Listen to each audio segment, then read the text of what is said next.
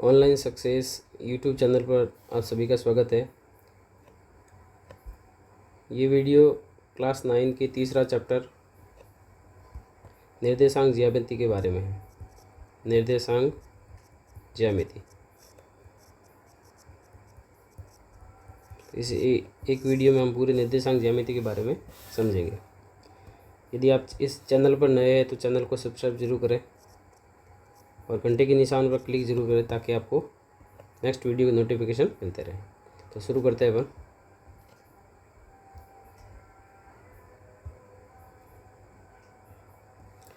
तो चैप्टर का नाम है निर्देशांक ज्यामिति। अध्याय 3 है निर्देशांक ज्यामिति। इसके कुछ मुख्य बिंदु है वो अपन देख लेते हैं पहले, उसके बाद मैं आपको पूरा समझा दूंगा। ये निर्देशांक ज्यामिति क्या होती है इसके बारे में लिखा गया है। इस ज्यामिति में बिंदु की स्थिति, कोई भी बिंदु है आपको, वो ज्यामिति मतलब कोई समतल प्लेन है। जैसे आपको ये स्क्रीन दिख रही होगी, इसके ऊपर मैंने कोई बिंदु लगाया, ये पी। इस पी बिंदु की स्थिति अपन को जाननी है। तो पी बिंदु की स्थिति जानने के लिए अपन जिन संख्याओं का, विशिष्ट संख्याओं का प्रयोग करते हैं उन्हें निर्देशांक कहा जाता है, द्वारा निरूपित की जाती है। इससे बनी विभिन्न आकृतियों, रेखाओं, वक्रों आदि को बीजगणितीय समीकरणों द्वारा निरूपित किया जाता है। बीजगणितीय समीकरण कौन से होते हैं? जिसमें अंग्रेजी वर्णमाला का अक्षर होता है, एक्स वाई जेड वगैरह आदि। इस प्रकार ज्यामिति की ये शाखा रेखागणित और बीजगणित के सम्मिश्रण से विकसित हुई है। जो ये निर्देशांक ज्यामिति ये गणित की शाखा है, इसमें रेखागणित भी है और बीजगणित भी है, क्योंकि इसमें रेखाओं का भी ज्ञान है और बीजगणित मतलब एक्स वाई जेड का भी मिश्रण है। अतः निर्देशांकों के प्रयोग के कारण गणित की शाखा को निर्देशांक ज्यामिति भी कहते हैं। ये गणित की एक शाखा है जिसको क्या कहा जाता है? निर्देशांक ज्यामिति कहा जाता है। इस प्रकार निर्देशांक ज्यामिति गणित की एक महत्वपूर्ण शाखा है। इस अध्ययन को फ्रांस का एक गणितज्ञ था, रेने डेकार्ते, जिसका नाम क्या था? रेने डेकार्ते, जिन्होंने इस ज्यामिति को विकसित किया था। एक तल में एक वस्तु की या एक बिंदु का स्थान निर्धारण करने के लिए दो लंबिक रेखाओं की आवश्यकता होती है, जिन्हें एक क्षैतिज रेखा कहते हैं और एक ऊर्ध्वाधर रेखा होती है। समतल में या फिर तल में कोई भी वस्तु हो या बिंदु हो, जैसे ये आपको दिख रहा होगा डायग्राम, इसमें दो रेखाएं, एक तो है ऊर्ध्वाधर मतलब खड़ी रेखा, और एक क्षैतिज रेखा। इन दो रेखाओं की जरूरत पड़ती है। तो जो ये खड़ी रेखा है या ऊर्ध्वाधर रेखा, इसको बोलते हैं वाई अक्ष, और जो ऊर्ध्वाधर रेखा है या आड़ी रेखा, इसको बोलते हैं एक्स अक्ष। आगे बढ़ते हैं। कार्तीय निर्देशांक। माना कि किसी समतल में दो परस्पर लंबवत रेखाएं एक्स ओ एक्स डैश और वाई ओ वाई डैश, आपको इसमें डायग्राम में दिख रहा होगा, दो रेखाएं देखो, ये वाई है और ये बीच में ओ है और ये वाई डैश है, ठीक है। और एक है एक्स ओ फिर एक्स डैश। ये दो क्या लंबवत रेखाएं, इनके बीच में जो कोण बनता है वो 90 डिग्री का बनता है। तो ये भी सवाल पूछा जा सकता है कि एक्स अक्ष और वाई अक्ष के बीच कोण कितने डिग्री का बनता है। और ये दोनों जो है एक्स कहाँ पे मिलते हैं? ओ बिंदु पर प्रतिच्छेद करते हैं। इन अक्षों को क्या कहते हैं? निर्देशांक अक्ष कहते हैं। एक्स ओ एक्स डैश और वाई ओ वाई डैश, इनको निर्देशांक अक्ष कहा जाता है। और जहाँ पे ये दोनों अक्ष काटते हैं उसको ओ से दर्शाते हैं, और ओ को क्या कहते हैं? मूल बिंदु। ये ओ दिख रहा होगा आपको, इसको कहते हैं ओ, और इसके निर्देशांक होते हैं 0,0, मतलब एक्स भी 0 होता है, वाई भी 0 होता है। एक्स ओ एक्स डैश और वाई ओ वाई डैश परस्पर क्या होता है? लंबवत का मतलब इनके बीच में कोण कितने डिग्री का बनता है? 90 डिग्री का।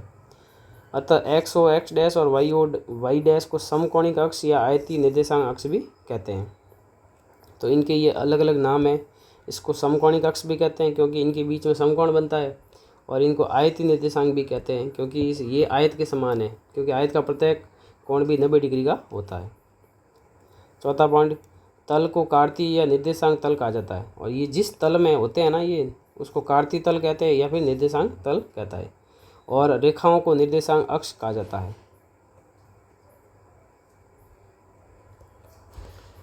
तो ये जो रेखाएं हैं, रेखाएं कौन सी? एक्स ओ एक्स डैश और वाई ओ वाई डैश, इनको क्या कहते हैं? निर्देशांक अक्ष।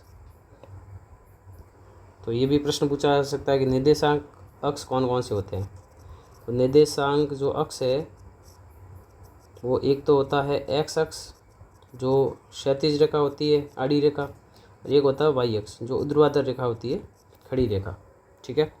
अब पांचवा पॉइंट, एक समतल में दो लंबवत रेखाएं एक्स ओ एक्स डैश और वाई ओ वाई डैश को क्रमशः एक्स अक्ष कहते हैं और वाई एक्स कहते हैं। एक्स ओ एक्स डैश, या फिर इसको अपन एक्स डैश ओ एक्स भी लिख सकते हैं, या फिर इसको एक्स ओ एक्स डैश भी लिख सकते हैं। इसको तो कहते हैं एक्स अक्ष। और वाई ओ वाई डैश या फिर वाई डैश ओ वाई, इसको क्या कहते हैं? वाई अक्ष कहते हैं। तो ये छोटी छोटी बातें आपको ध्यान रखनी है, इसी से प्रश्न बनते हैं। छठा पॉइंट है, यदि अक्ष परस्पर लंब लिए जाए तो इनको समकोणिक अक्ष कहा जाता है। तो ये जो अक्ष है ये क्या है? लंबवत है, तो इनको समकोणिक अक्ष कहते हैं। सातवां पॉइंट वेरी इंपॉर्टेंट, ये आपके 10वीं क्लास में जब 7वां चैप्टर पढ़ेंगे उसमें ये काम आएगा। एक्स अक्ष पर स्थित प्रत्येक बिंदु का निर्देशांक वाई निर्देशांक क्या होता है? 0।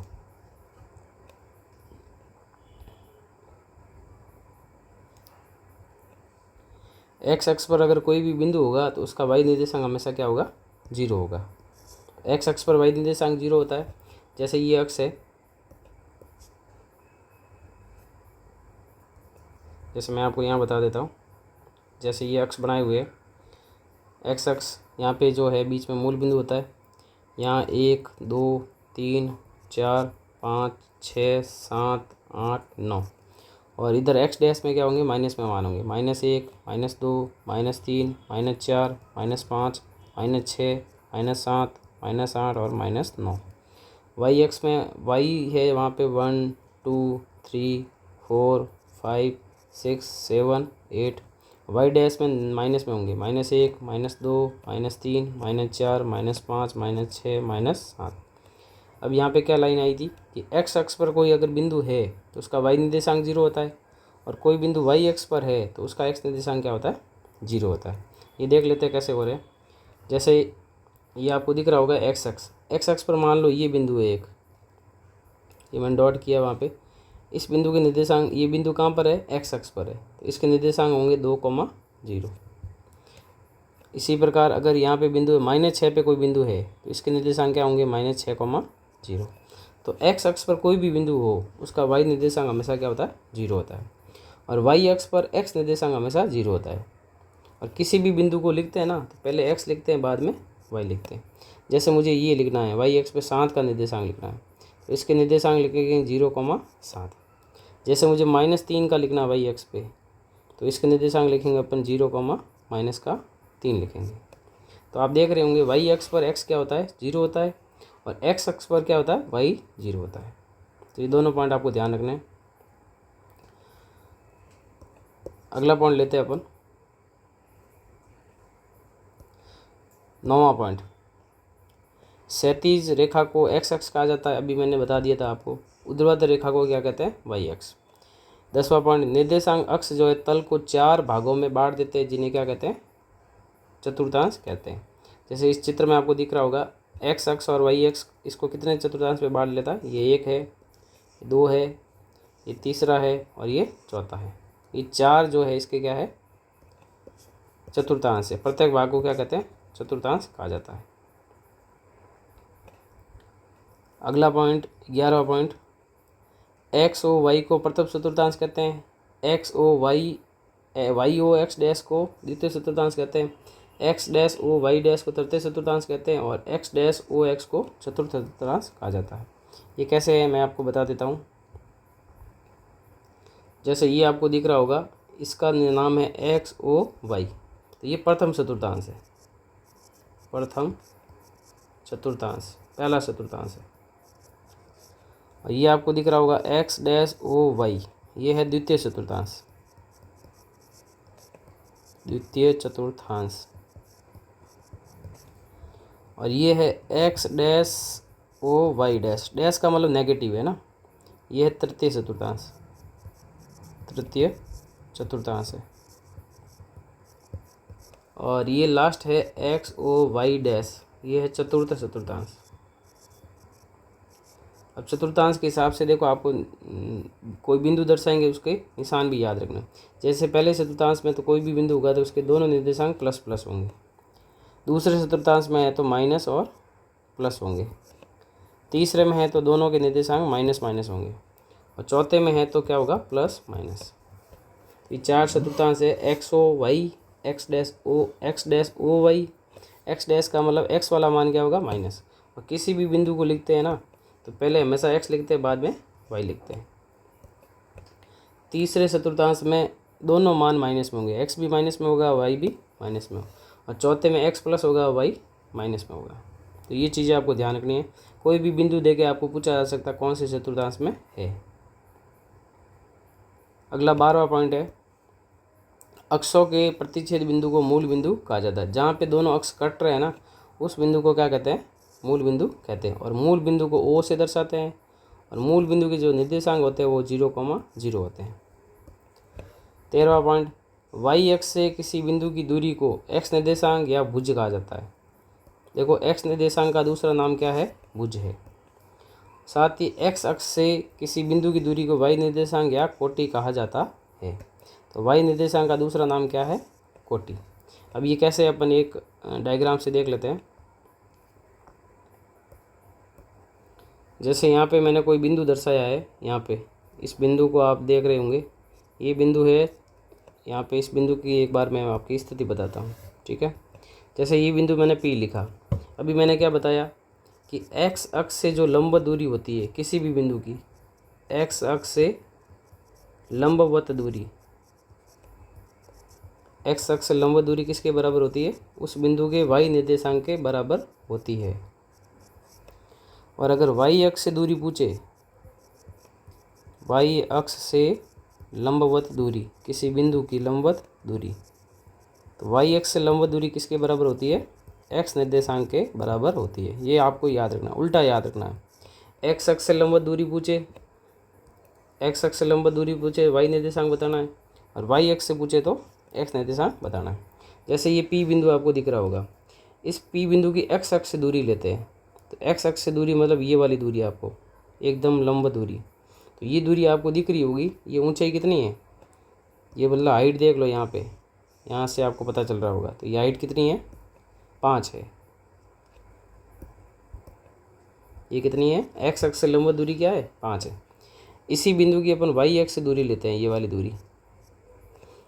तो ये वाली दूरी आपको यहाँ से पता चलेगी, ये दूरी कितनी है, ये वाली और ये दूरी क्या है, समान है। तो ये दूरी किसके बराबर है, 4 के बराबर है। और ये जो दूरी है ये किसके बराबर है, 5 के बराबर है। और अगर इस बिंदु के मैं निर्देशांक लिखता हूँ तो निर्देशांक क्या होंगे, 4,5। किसी भी बिंदु के निर्देशांक लिखने के लिए पहले अपन एक्स अक्ष पे आते हैं, तो एक्स अक्ष पे आएंगे तो कितने पे मिल रहा है, 4 पे, और वाई अक्ष पे जाएंगे तो कितने पे मिल रहा है, 5 पे। तो आप देख रहे होंगे इस बिंदु के निर्देशांक क्या है, 4,5 है। तो इस बिंदु की एक्स अक्ष से लंबवत दूरी कितनी है, एक्स अक्ष से लंबवत दूरी 5 है, और 5 किसके बराबर है, वाई निर्देशांक के बराबर है। और इस बिंदु की वाई अक्ष से दूरी कितनी है, 4 है, और 4 किसके बराबर है, एक्स के बराबर है। तो ये इसका कॉन्सेप्ट है, एक्स अक्ष से लंबवत दूरी पूछे तो वाई निर्देशांक, वाई अक्ष से लंबवत दूरी पूछे तो एक्स निर्देशांक। उल्टा याद रखना आपको। अगला पॉइंट है,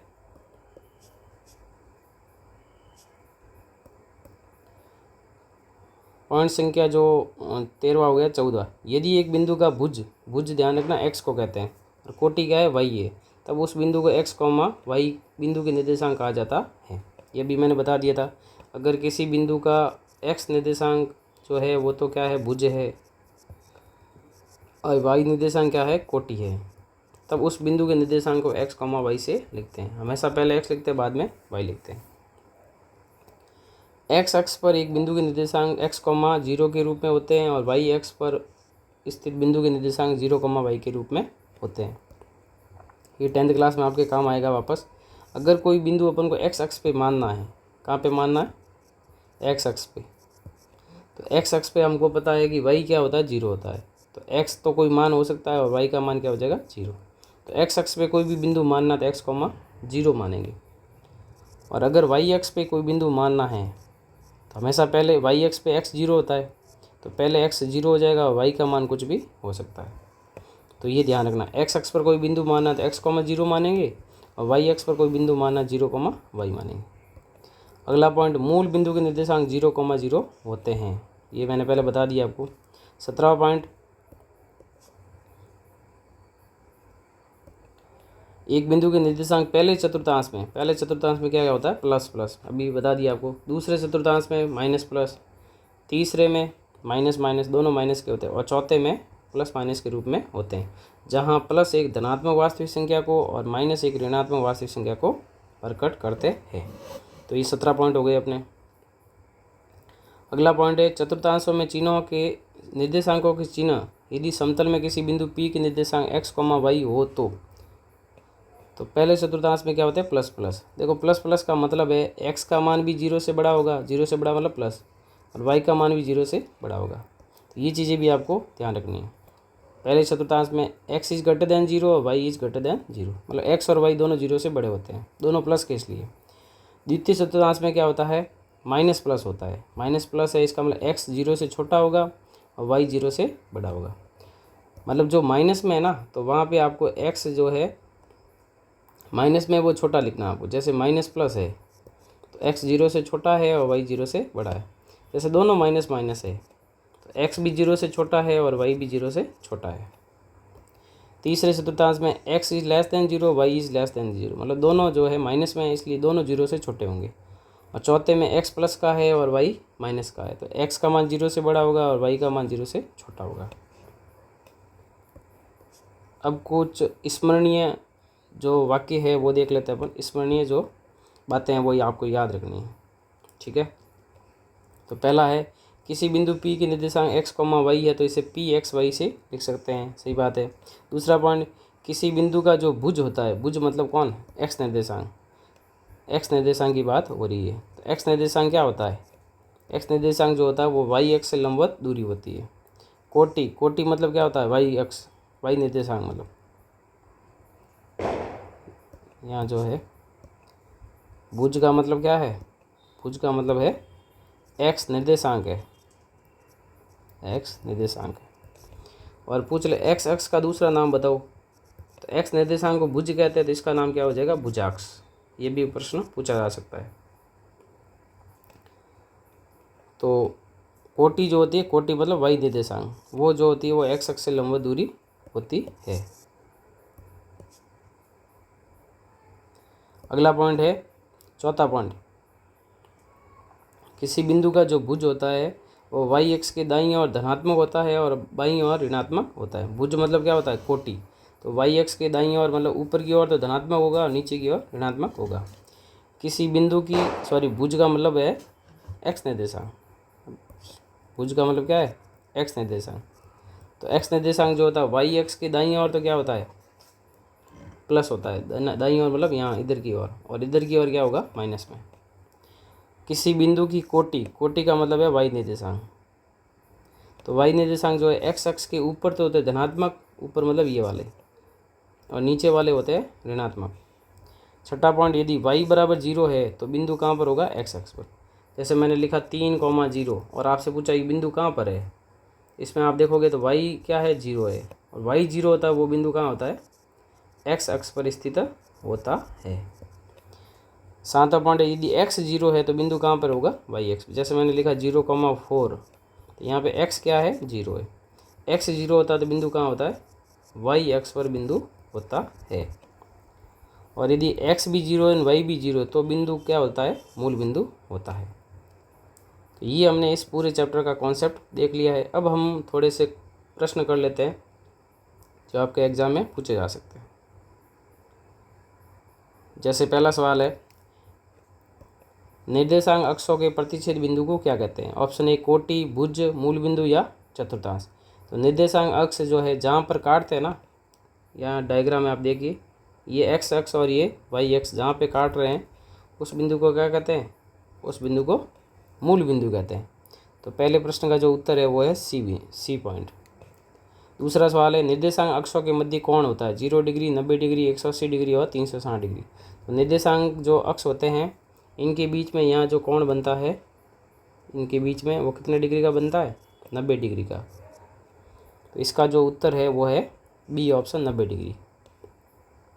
तीसरा सवाल, एक्स अक्ष पर बिंदु वाई का निर्देशांक होता है 0, 1, 2 या 3। तो एक्स अक्ष पर कोई भी बिंदु होगा तो उसका वाई निर्देशांक हमेशा क्या होगा, 0 होगा। तो तीसरे का ए सही है। चौथा सवाल है बिंदु -4,0 और 7,0 स्थित है। तो अब इन बिंदुओं को देखेंगे तो यहाँ पे ये जो है ना ये y0 है और यहाँ पर भी क्या है y0। किसी भी बिंदु का y निर्देशांक अगर 0 है तो वो बिंदु कहाँ पे होता है, x अक्ष पे होता है। तो उस चौथे का आंसर ए सही है। पांचवा सवाल है y अक्ष पर स्थित किसी बिंदु का भुज का मतलब है x निर्देशांक। तो बिंदु कहाँ पर है, बिंदु जो है y अक्ष पर है और y अक्ष पर भुज मतलब x निर्देशांक क्या होता है, 0 होता है। तो इस पांचवें सवाल का उत्तर क्या हो जाएगा, ए ऑप्शन। छठा सवाल है किसी बिंदु का भुज मतलब x निर्देशांक जो है सदैव धनात्मक होता है। सदैव धनात्मक कहाँ होता है, देखो पहले चतुर्थांश में दोनों प्लस प्लस होते हैं, दूसरे में माइनस प्लस होते हैं, तीसरे में माइनस माइनस और चौथे में प्लस माइनस। तो आपको यहाँ पूछा एक्स निर्देशांक धनात्मक कहाँ होता है। तो एक्स निर्देशांक जो देखो एक तो पहले में होता है और एक चौथे में होता है। तो इसका जो आंसर है वो है पहला और चौथा, चतुर्थ और प्रथम चतुर्थांश में। इसका डी ऑप्शन सही है। निर्देशांक 2,3 में 2 है। अब 2 क्या है, 2 है एक्स निर्देशांक और एक्स निर्देशांक किसके बराबर होता है। तो आपको एक्स निर्देशांक ध्यान रखना है, वाई अक्ष से लंबवत दूरी होती है, वाई अक्ष से लंबवत दूरी या वाई अक्ष से दूरी। तो इसका सही आंसर है बी ऑप्शन। यदि आपको ये वीडियो अच्छा लग रहा है, वीडियो समझ में आ रहा है तो आप चैनल को सब्सक्राइब ज़रूर करें और वीडियो को लाइक करें और अपने जो भी आपके जान पहचान वाले हैं या जो भी फ्रेंड्स हैं उनके साथ में शेयर ज़रूर करें और लाइक करें। नेक्स्ट क्वेश्चन लेते हैं। प्रश्न संख्या 8, कोटि कहा जाता है। तो भुज किसको कहा जाता है, अभी थोड़ी देर पहले बताया, भुज कहते हैं एक्स निर्देशांक को और कोटि किसे कहते हैं, कोटि कहते हैं वाई निर्देशांक को। बहुत आसान सवाल है। भुज कहते हैं एक्स निर्देशांक को और कोटि कहते हैं वाई निर्देशांक। तो कोटि कहा जाता है बी ऑप्शन वाई निर्देशांक को। एक्स अक्ष को कहा जाता है, एक्स अक्ष को कहा जाता है भुजाक्ष। 10वां सवाल है -2,3 निर्देशांक किस चतुर्थांश में है। तो माइनस प्लस कहाँ पे होता है, तो देखो पहले में प्लस प्लस होते हैं, दूसरे में माइनस प्लस होते हैं, चौथे में माइनस माइनस होते हैं और पाँचवें में प्लस माइनस होते हैं। तो इसमें 10वें में निशान है अपने माइनस और प्लस। तो माइनस प्लस कौन से चतुर्थांश में होते हैं, दूसरे में। तो इसका बी ऑप्शन सही है। -6 -5 निर्देशांक चतुर्थांश में स्थित है, पहला, दूसरा, तीसरा या चौथा। तो दोनों माइनस में कहाँ होते हैं, तीसरे चतुर्थांश। 12वां सवाल 4 और -3। तो 4 प्लस का है और 3 माइनस का है, जिस चतुर्थांश में है वह है। तो प्लस माइनस कौन से चतुर्थांश में होते हैं, चौथे में। डी ऑप्शन सही है। दो बिंदु जिनके भुज समान है लेकिन कोटि, दो बिंदु ऐसे हैं जिनके भुज मतलब कौन, एक्स निर्देशांक, वो तो है समान और कोटि क्या है, भिन्न है, वो स्थित होंगे। तो ये थोड़ा सा अलग सवाल है, इसको मैं आपको एक्सप्लेन कर देता हूँ।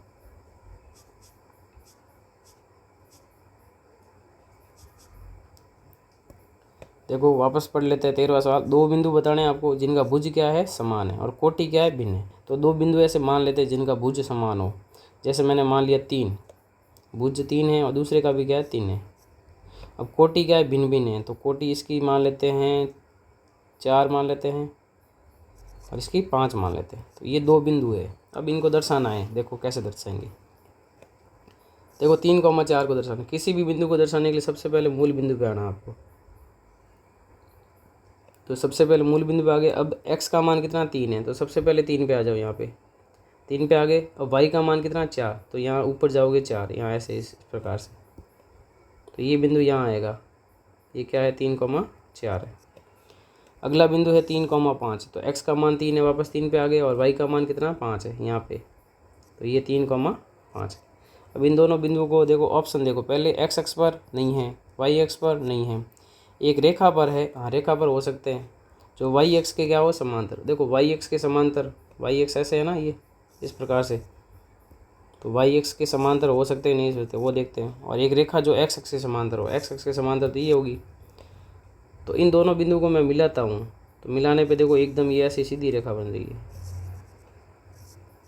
तो देखेंगे तो ये किसके समांतर है, ये वाई एक्स के समांतर है। तो इसका जो उत्तर है वो है अपना डी ऑप्शन, सॉरी डी नहीं, सी ऑप्शन इसका सही आंसर है, वाई एक्स के समांतर। तो ये भी एक बढ़िया सवाल था, आपको इसका भी ध्यान रखना है। अगला प्रश्न है 14वां, एक्स अक्ष पर स्थित किसी बिंदु की कोटि होती है। बिंदु कहाँ पर है, एक्स अक्ष पर है, और क्या पूछी है, कोटि। और कोटि का मतलब कौन सा निर्देशांक, वाई निर्देशांक। तो एक्स अक्ष पर वाई निर्देशांक हमेशा क्या होता है, 0 होता है। ए ऑप्शन सही है। बिंदु 3,4 की वाई अक्ष से दूरी पूछी है। देखो वाई अक्ष से दूरी पूछे तो आपको एक्स निर्देशांक बताना है उल्टा, तो इसका सही आंसर है 3 नंबर। 3 नंबर मतलब 3, उत्तर सही है, डी ऑप्शन सही है। अगला सवाल 16, 5-2 की एक्स अक्ष से दूरी पूछी। एक्स अक्ष से दूरी पूछे तो वाई निर्देशांक बताना है, और इस बिंदु का वाई निर्देशांक कितना है, -2, बी सही है। 17वां सवाल, 4,3 की मूल बिंदु से दूरी ज्ञात कीजिए। ये थोड़ा सा अलग सवाल है, इसको अपन ग्राफ से देखते हैं। सबसे पहले बिंदु कौन सा, 4,3। अब 4,3 है कहाँ पे वो देखना है। सबसे पहले मूल बिंदु पे आ जाओ, एक्स का मान कितना है, 4 यहाँ पे है, और वाई का मान कितना है, 3। ऊपर जाएंगे तो यहाँ बिंदु लगेगा, ये बिंदु है 4,3। इसकी दूरी पूछी मूल बिंदु से, तो इसको मूल बिंदु से अपन मिला देते हैं। ये वाली दूरी आपको पूछी है, तो अपन क्या करते हैं, इसको और मिला के एक त्रिभुज बना देते हैं। जैसे मैंने नाम लिख दिया ए और यहाँ लिख दिया बी। ये आपको पता है लंबवत है, तो ओ त्रिभुज ओ ए बी एक जो है ना, क्या हो गया, समकोण त्रिभुज हो गया, समकोण त्रिभुज हो गया। समकोण त्रिभुज में क्या कर लगता है, पाइथागोरस प्रमेय। तो ओ ए जो है ना, ये वाली ओ ए, ये 4 के बराबर है, और ए बी जो है ये 3 के बराबर है। तो ये कितनी आएगी अपन को बताना है। तो इसमें लगाते हैं अपन पाइथागोरस प्रमेय। पाइथागोरस ने क्या बताया था कि सबसे बड़ी भुजा का जो वर्ग होता है वो शेष भुजाओं के वर्गों के योग के बराबर होता है। तो ओ बी का स्क्वायर जो होगा वो ओ ए का स्क्वायर प्लस ए बी का स्क्वायर के बराबर होगा। ओ ए कितना है, 4, 4 का स्क्वायर करेंगे। ए बी कितना है, 3, 3 का स्क्वायर करेंगे। 4 का स्क्वायर 16, 3 का स्क्वायर 9, 16 और 9 कितने हो गए, 25। ये ओ बी स्क्वायर का मान आया। स्क्वायर हटाएंगे तो उसके ऊपर लग जाएगा वर्गमूल, और 25 का वर्गमूल कितना होता है, 5 होता है। तो ये ओ बी जो है ये कितनी आ गई, 5। तो 4,3 की मूल बिंदु से जो दूरी है वो कितनी आएगी, 5 आएगी। कैसे आया मैंने आपको पूरा एक्सप्लेन कर दिया है। तो इस 17वें का जो आंसर है वो है अपना 5, सी ऑप्शन। अगला सवाल 18वां, बिंदुओं 2,0, 6,0 और 4,6 द्वारा निर्मित त्रिभुज का क्षेत्रफल ज्ञात कीजिए। तो इन बिंदुओं को पहले ग्राफ पे दर्शाते हैं। देखो 2,0 कहाँ आएगा, 2,0 यहाँ आएगा जो मैंने बिंदु लगाया है। फिर 6,0 यहाँ आएगा एक्स अक्ष पे, क्योंकि वाई 0 तो एक्स अक्ष पे आएगा। फिर 4,6, तो 4,6 बिंदु यहाँ लगेगा, जो मैंने यहाँ लिखा है 4,6। अब इन सभी बिंदुओं को मिलाने पे एक त्रिभुज बनेगा। वो कैसे बनेगा वो देखते अपन।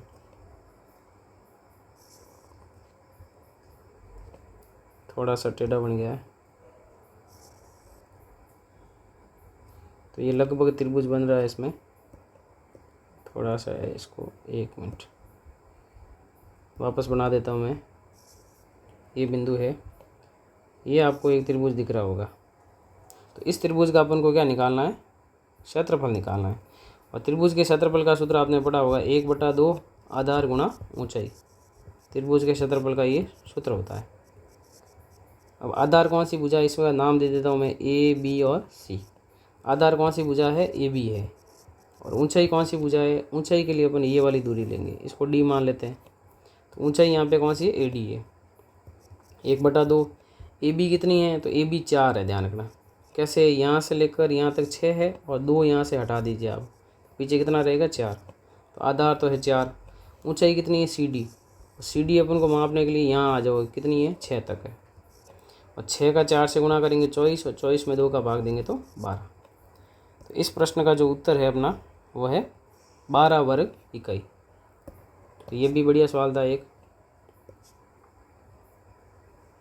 तो ऐसे प्रश्नों को भी आपको ध्यान रखना है। ऐसे प्रश्न कैसे बनेंगे, आपके ग्राफ में जब दर्शाएंगे ना, तभी आपके ऐसे प्रश्न बनेंगे। अब लेते हैं अपन नेक्स्ट क्वेश्चन 19वां। ये भी नया क्वेश्चन है जो आपके सिलेबस में नहीं है, फिर भी मैं बता देता हूँ। 3,4 की एक्स अक्ष के प्रतिबिंब क्या है। 3,4 का एक्स अक्ष में प्रतिबिंब बताना आपको। तो -3,4, 3,-4, -3, -4 और 3,5। पहले सबसे पहले 3,4 को अपन दर्शाते हैं। तो 3,4 यहाँ पे होगा, 3,4। इसका आपको प्रतिबिंब बताना इस एक्स अक्ष में। तो एक्स अक्ष में ये देखो प्रथम चतुर्थांश में है ना, तो इसका प्रतिबिंब बनेगा चौथे चतुर्थांश में। कौन से बनेगा? चौथे में। तो ये इधर अपन नीचे आएंगे ना, इधर जितनी दूरी पर, ये दूरी कितनी दूरी पर है, ये जब दूरी देखोगे तो आप कितनी दूरी पर है। सॉरी, मैंने बिंदु गलत लगा दिया, एक बार वापस लगा देते हैं। देखो बिंदु लगाना था अपन को 3,4 पे, तो 3,4 यहाँ आएगा ना, 3,4। तो ये कितनी दूरी पर है, तो ये दूरी है 4। इधर आएंगे ना, 4 पे है, ये 4 दूरी पर ही है। तो जितनी दूरी पर होता ना ये एक्स अक्ष, ये क्या काम करेगा? दर्पण का काम करेगा। और दर्पण में क्या होता है, जितनी दूरी पर कोई वस्तु होती है उतनी दूरी पर वस्तु बनती है वापस उसका प्रतिबिंब। तो इसका प्रतिबिंब यहाँ बनेगा, यहाँ बनेगा। तो देखो इसमें x का मान तो 3 ही रहेगा और y का मान कितना हो जाएगा? -4। ये इसका क्या है? प्रतिबिंब है, 3, -4। तो सही उत्तर है इसका बी। अगला प्रश्न है 20वां। दिए गए चित्र में बिंदु बी के निर्देशांक बताइए। बी यहाँ पे है। किसी भी बिंदु के निर्देशांक बताना है ना, तो सबसे पहले एक्स अक्ष पे जाना है। तो एक्स अक्ष पे आप जाओगे ना, आपको कितना दिख रहा है? 2 दिख रहा है। फिर जाना वाई अक्ष पे। वाई अक्ष पे कितना दिख रहा है? -2। तो 2, -2 इसका सही आंसर है, सी ऑप्शन। बिंदु -6,8 की मूल बिंदु से दूरी है। इसकी मूल बिंदु से दूरी कितनी है वो आपको देखनी है। तो -6,8 कहाँ पे, वो देख लेते हैं पहले। तो -6,8 जो है यहाँ पे आएगा। सबसे पहले -6 यहाँ है और 8 यहाँ है, ये बिंदु यहाँ लगेगा, -6,8। इसकी आपको मूल बिंदु से दूरी बतानी है। तो इसको मूल बिंदु से पहले मिला देते हैं। ये मूल बिंदु से मिला दिया इसको हमने। अब ये दूरी बतानी है, इसके लिए अपन सबसे पहले समकोण त्रिभुज इसको ज्वाइन करके बना देते हैं। तो ये समकोण त्रिभुज हमने बना दिया है। अब समकोण त्रिभुज के हिसाब से अपन इसका क्षेत्रफल निकालेंगे। देखो -6,8 है, तो ये दूरी कितनी है? -6 है। और ये कितनी है? 8 है, क्योंकि इधर जाओगे तो 8 आएगा और इधर जाओगे तो 6 आएगा। अपन को ये दूरी बतानी है। तो पाइथागोरस प्रमेय लगेगा, -6 का स्क्वायर प्लस 8 का स्क्वायर। सबसे बड़ी भुजाई ज्ञात करनी है अपन को। -6 का स्क्वायर 36 होगा और 8 का स्क्वायर 64 होगा। 64 और इनको जोड़ेंगे तो कितना आएगा? ये सबसे बड़ी भुजा का स्क्वायर आएगा। जैसे ए सी, इसको बी मान लेते हैं, तो इसको स्क्वायर को हटाएंगे, इसके ऊपर क्या लग जाएगा? वर्गमूल। और 100 का वर्गमूल कितना होता है? 10। तो इसका सही आंसर है सी ऑप्शन। 22वां सवाल है, यदि x 0 से बड़ा है, 0 से बड़ा मतलब प्लस है, और y मतलब y 0 से छोटा है मतलब y माइनस में है, तब बिंदु क्या होगा? x - y होगा। अब ये किस चतुर्थांश में होगा? तो x प्लस का y माइनस का कौन से चतुर्थांश में होता है? चौथे में।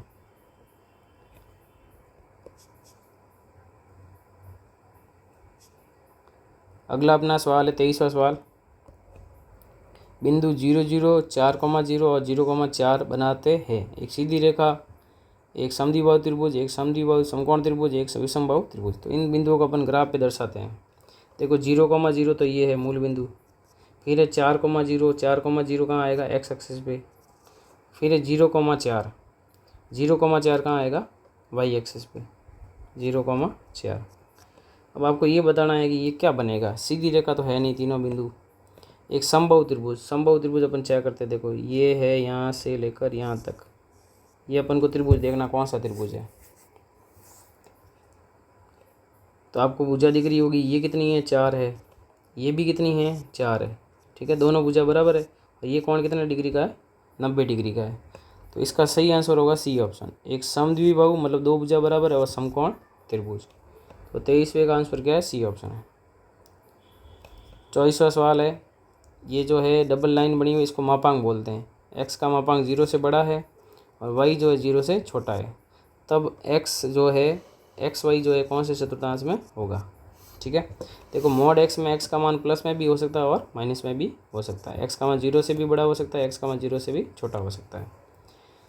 तो y तो नेगेटिव है ये, तो एक तो प्लस माइनस लेना है। मतलब जब एक्स प्लस का हो और वाई माइनस का हो। दूसरे में एक्स भी माइनस का हो और वाई भी माइनस का हो। तो 24वें का जो आंसर होगा वो होगा, इसके हिसाब से अपना सी आंसर इसका सही होगा।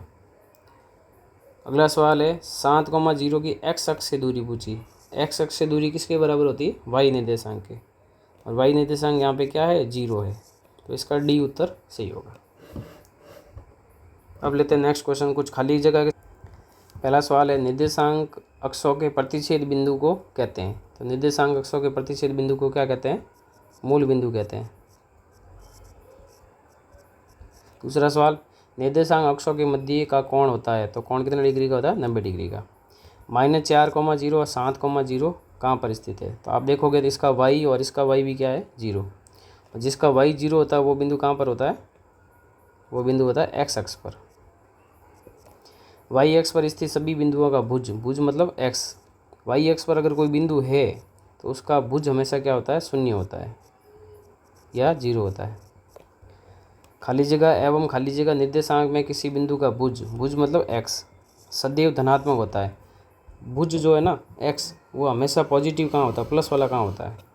तो ये अभी हमने पहले देख लिया था। ये पहले चतुर्थांश में, प्रथम में और चौथे में, दोनों चतुर्थांश में क्या होता है? धनात्मक होता है। -2,4 कौन से चतुर्थांश में? मतलब माइनस प्लस जो है, माइनस प्लस जो है वो कौन से चतुर्थांश में होता है? तो माइनस प्लस जो है वो द्वितीय चतुर्थांश में होता है। ये सब प्लस माइनस के हिसाब से आपको याद रखना है। 4,3 की मूल बिंदु से दूरी अभी हमने देख ली थी, 5 आई थी। 8वां सवाल, 4,5 की वाई अक्ष से लंब दूरी। वाई अक्ष से लंब दूरी पूछे तो आपको एक्स निर्देशांक लिखना है। तो 4 इसका सही आंसर है। निर्देशांक ज्यामिति का जनक कौन है? तो जनक जो है वो है रेने डेकार्ते। रेने डेकार्ते नाम याद रखना है। मूल बिंदु के निर्देशांक होते हैं 0,0। अगला आपकी किताब का उदाहरण लिया मैंने। बिंदु बी का भुज और कोटि क्रमशः है। तो बी के निर्देशांक क्या होंगे? देखो सबसे पहले बी बिंदु कहाँ पर वो देखते हैं। बी बिंदु की स्थिति यहाँ आपको दिख रही होगी। तो किसी भी बिंदु के निर्देशांक लिखने के सबसे पहले एक्स अक्ष पे आते हैं। तो एक्स अक्ष पे यहाँ कितना दिख रहा है? 4। तो सबसे पहले 4 लिखना है। फिर आपको आना है वाई अक्ष पे। वाई अक्ष पे कितना दिख रहा है? 3। तो यहाँ 4,3 लिखना है। तो बी के निर्देशांक जो है वो है 4,3 है। निर्देशांक पूछे 4,3 है। अब बी का भुज क्या है? भुज क्या होता है? एक्स निर्देशांक 4 है। और फिर कोटि, कोटि कितनी है? 3 है। तो यहाँ 3 आ जाएगा। अगला सवाल है बिंदु एम के एक्स निर्देशांक और वाई निर्देशांक क्रमशः है और एम बिंदु के निर्देशांक बताओ। तो एम बिंदु की स्थिति यहाँ दिख रही है आपको। सबसे पहले जिस भी बिंदु की बात कर रहे हैं सबसे पहले एक्स अक्ष पे जाना है। एक्स अक्ष पे कितना? -3। तो -3 आएगा। फिर वाई अक्ष पे जाना है तो कितना है? 4 है। तो एम बिंदु के निर्देशांक कितने हो गए? -3,4। अब एक्स निर्देशांक पूछा है तो -3, वाई निर्देशांक पूछा है तो 4। अगला है एल बिंदु के एक्स निर्देशांक और वाई निर्देशांक क्रमशः है और एल के निर्देशांक बताना है। तो एल बिंदु की यहाँ स्थिति है। सबसे पहले जाना आपको एक्स अक्ष पे, कितना दिख रहा है? -5। फिर जाएंगे वाई अक्ष पे तो कितना दिख रहा है? -4। तो एल के निर्देशांक हो गए अपने -5, -4। एक्स निर्देशांक -5 है, वाई निर्देशांक -4 है। अगला है एस के आपको एक्स और वाई निर्देशांक बताने हैं और इसके एस बिंदु के निर्देशांक बताने हैं। तो एक्स यहाँ दिख रहा है। सबसे पहले एक्स अक्ष पे जाना है तो कितना है? 3 है। वाई अक्ष पे जाएंगे तो -4 है। तो एस के निर्देशांक जो है वो 3, -4 है। एक्स निर्देशांक कितना? 3। वाई निर्देशांक कितना है? -4। इस प्रकार से ये एक उदाहरण हमने कर लिया। अगला सवाल लेते हैं अपन। ये 3.2 का प्रश्न है जो परीक्षा में आने लायक है। आकृति 3.4.1 देखकर निम्नलिखित को लिखिए। एक तो बी के निर्देशांक लिखने हैं। तो सबसे पहले अपन देखते हैं बी बिंदु है कहाँ पे। ये बी बिंदु की स्थिति यहाँ पर है। तो सबसे पहले आपको एक्स अक्ष पे आना है तो -5 है। और फिर वाई अक्ष पे जाएंगे तो कितना है? 2 है। तो बी के निर्देशांक हो गए -5,2। तो इसका उत्तर है -5,2। अगला सी बिंदु के निर्देशांक लिखने हैं। तो सी बिंदु की स्थिति यहाँ पर है। सबसे पहले एक्स अक्ष पे जाएंगे तो एक्स अक्ष पे 5 है। वाई अक्ष पे आएंगे तो -5 है। तो 5, -5। पहले एक्स लिखते हैं बाद में वाई लिखते हैं। तो सी के निर्देशांक हो गए 5, -5। उसके बाद निर्देशांक -3, -5 द्वारा पहचाना गया बिंदु है। तो ये -3, -5 बिंदु देखते हैं कहाँ पे है। तो -3, -5 होगा कहाँ पे, तो ये यहाँ पे तीसरा चतुर्थांश वहाँ होगा। देखो -3, 5 है ना, -3, 5। तो ये H नहीं होके कौन सा बिंदु है, ये M है। देखो M का मान यहाँ -3 दिख रहा है और यहाँ -M, तो यहाँ पे है E बिंदु है ना, -3, -5 तीसरे चतुर्थांश में। तो ये कौन सा बिंदु है -3, 5, तो ये बिंदु E है। अगला 2, -4। तो सबसे पहले 2 कहाँ पे है, यहाँ पे 2 दिख रहा है, तो 2 से यहाँ आएंगे G है और यहाँ -4 है। तो कौन सा बिंदु है, G बिंदु है। अगला है D का भुज बताना है। तो सबसे पहले D के निर्देशांक लिखते हैं। D के निर्देशांक यहाँ 6 है x निर्देशांक, और यहाँ 2 है। इसका भुज पूछा है, तो भुज कितना है, 6 है। H की कोटि पूछी है। H बिंदु यहाँ पर है, इसके निर्देशांक लिखने हैं -5 और -3। तो इसकी कोटि कितनी है, -3 है। L के निर्देशांक पूछे, तो L बिंदु कहाँ पर है, सबसे पहले वो देख लेते हैं अपन। सबसे पहले अपन देखेंगे L बिंदु की स्थिति कहाँ पर है। तो L बिंदु आपको दिख रहा होगा, ये यहाँ पे y अक्ष पे है। y अक्ष पे कितना मान है, 5, और पहले x लिखते हैं, और y अक्ष पे x क्या होता है, 0। तो 0,5, तो 0,5 हो जाएंगे इसके निर्देशांक। फिर लास्ट है M के निर्देशांक। M बिंदु कहाँ पर है, x अक्ष पे। यहाँ मान कितना, -3, -3,0, क्योंकि x अक्ष पर y हमेशा क्या होता है, 0 होता है। तो इस प्रकार से ये पूरा चैप्टर था। लगभग 40 मिनट के पास वीडियो हो गया है। तो ये पूरा चैप्टर हो गया अपना।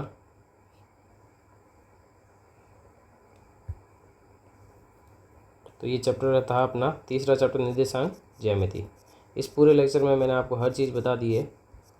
तो आपको ये वीडियो अच्छा लगा है तो वीडियो को लाइक ज़रूर करें और अपने दोस्तों के साथ में शेयर ज़रूर करें, ताकि आपको नए नए वीडियो और उसके भी नोटिफिकेशन मिलते रहे, और बेल आइकन पर ज़रूर क्लिक करें। मिलते हैं नेक्स्ट वीडियो में। धन्यवाद।